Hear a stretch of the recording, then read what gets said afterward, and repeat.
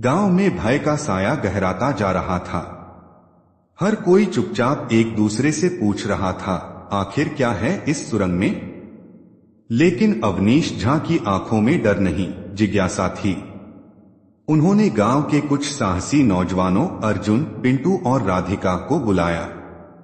राधिका गांव की स्कूल शिक्षिका, इतिहास की जानकार भी थी। अर्जुन और पिंटू पुराने खंडहरों और खेतों में अक्सर खोजबीन करते रहते थे। अवनीश झा ने मुहर उन्हें सौंपी और कहा, शायद अब समय आ गया है कि कोई इस अधूरे ज्ञान को पूरा करे। रात के अंधेरे में चारों ने टॉर्च और रस्सी लेकर सुरंग में उतरने का निश्चय किया। जैसे ही वे नीचे उतरे, सुरंग की दीवारों पर अजीब सी चित्रलिपियां और शंख जैसी आवाजें गूंजने लगी। राधिका ने दीवारों को देखते हुए कहा, ये ब्राह्मी लिपि नहीं, उससे भी प्राचीन नागलिपि है। ये तो सिर्फ कुछ गिने चुने इतिहासकार ही पढ़ सकते हैं।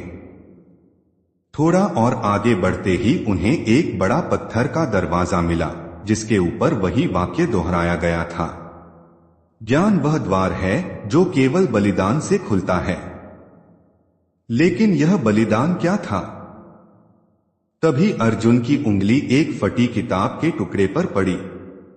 उसमें लिखा था, वह जो अंधकार को चुनौती देगा, उसे अपनी सबसे बड़ी चीज त्यागनी होगी। चारों सहम गए। क्या हमें अपनी कोई याद, कोई चीज या कोई संबंध खोना होगा?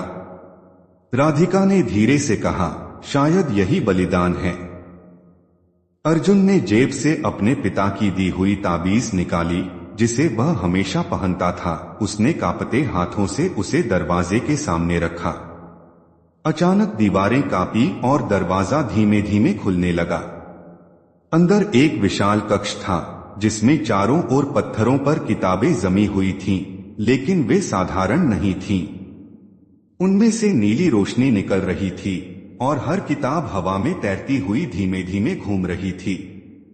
कक्ष के बीचों बीच एक मनोज्ञान पीठ थी, एक पत्थर की वेदी, जहां बैठते ही कोई व्यक्ति अपने अंतर्मन के रहस्यों से जुड़ सकता था। लेकिन तभी एक छाया तेजी से उनके पीछे से निकली।